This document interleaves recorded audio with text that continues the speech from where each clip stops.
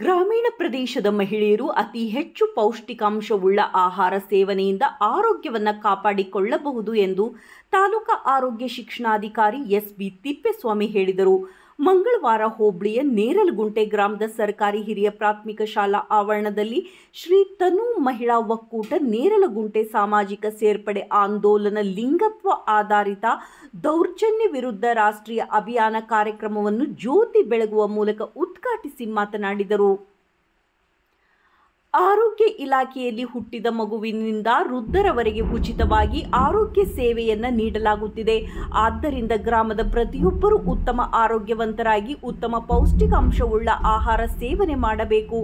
ಮಹಿಳೆಯರು ಮತ್ತು ಹುಡುಗಿಯರ ಮೇಲಿನ ದೌರ್ಜನ್ಯವನ್ನು ಅದರ ಎಲ್ಲ ರೂಪಗಳಲ್ಲಿ ಗುರುತಿಸಲು, ತೆಗೆದುಹಾಕಲು ಮತ್ತು ತಡೆಯಲು ಗಮನಾರ್ಹ ಪ್ರಯತ್ನಗಳು ನಡೆಯುತ್ತಿದ್ದರೂ ಸಹ ಪ್ರಪಂಚದಾದ್ಯಂತ ವ್ಯಾಪಕವಾಗಿ ಹರಡಿದೆ. ಮಹಿಳೆಯರು ಮತ್ತು ಹುಡುಗಿಯರ ಮೇಲಿನ ದೌರ್ಜನ್ಯವನ್ನು ನಿರ್ಮೂಲನೆ ಮಾಡುವುದು ಲಿಂಗ ಸಮಾನತೆ, ಮಹಿಳಾ ಸಬಲೀಕರಣ ಮತ್ತು ಸುಸ್ಥಿರ ಅಭಿವೃದ್ಧಿ ಗುರಿಗಳನ್ನು ಸಾಧಿಸಲು ಪ್ರಮುಖವಾಗಿದೆ.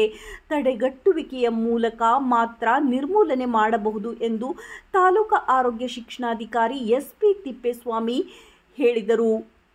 ಪ್ರಾಸ್ತಾವಿಕ ನುಡಿಯನ್ನು ಎನ್ಆರ್ಎಲ್ಎಂ ವ್ಯವಸ್ಥಾಪಕ ತಿಪ್ಪೇಸ್ವಾಮಿ ಮಾತನಾಡಿ, ಮಹಿಳೆಯರ ಮೇಲಿನ ದೌರ್ಜನ್ಯವನ್ನು ಕೊನೆಗೊಳಿಸುವುದು ಗೌರವ ಮತ್ತು ಇಂದೇ ಕಾರ್ಯನಿರ್ವಹಿಸಲು ಸಾಮೂಹಿಕ ಬದ್ಧತೆಯೊಂದಿಗೆ ಪ್ರಾರಂಭವಾಗುತ್ತದೆ ಎಂಬ ಅರಿವು ಪ್ರಕಟಣೆಯ ವಿಧಾನಕ್ಕೆ ಆಧಾರವಾಗಿದೆ. ಸರ್ಕಾರ ಅನೇಕ ಯೋಜನೆಗಳ ಮೂಲಕ ಆರೋಗ್ಯವನ್ನು ಕಾಪಾಡುವ ಸೌಲಭ್ಯವನ್ನು ನೀಡುತ್ತದೆ. ಆದ್ದರಿಂದ ಪ್ರತಿಯೊಬ್ಬರೂ ಸರ್ಕಾರ ನೀಡುವ ಸೌಲಭ್ಯವನ್ನು ಸದುಪಯೋಗಪಡಿಸಿಕೊಳ್ಳುವಂತೆ ಗ್ರಾಮಸ್ಥರಿಗೆ ಮನವಿ ಮಾಡಿದರು.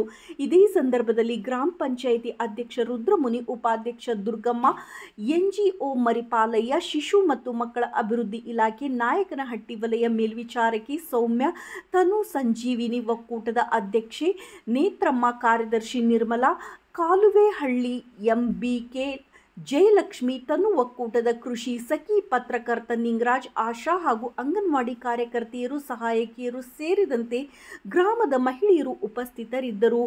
ವರದಿ KT Oblesh, Nalagetanahatti. Health care hospital 24 ಗಂಟೆ ಸೇವೆ ಕೊಡ್ತಕ್ಕಂಥ ಹಾಸ್ಪಿಟ್ಲ್ಗಳು.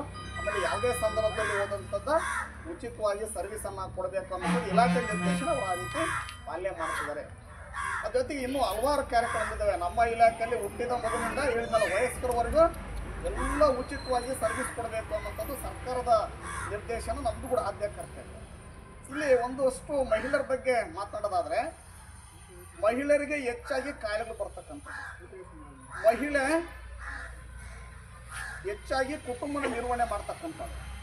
ಮಹಿಳೆ ಗಂಡು ಮಗ ಮನೇಲಿಲ್ಲ ಅಂತಂದರೆ ಇಡೀ ಸಂಸಾರವನ್ನು ನಿಭಾಯಿಸ್ತಕ್ಕಂಥ ಒಂದು ಜವಾಬ್ದಾರಿ, ಒಂದು ಕೆಪಾಸಿಟಿ ಆ ಹೆಣ್ಣು ಮಗಳಿಗಿದೆ.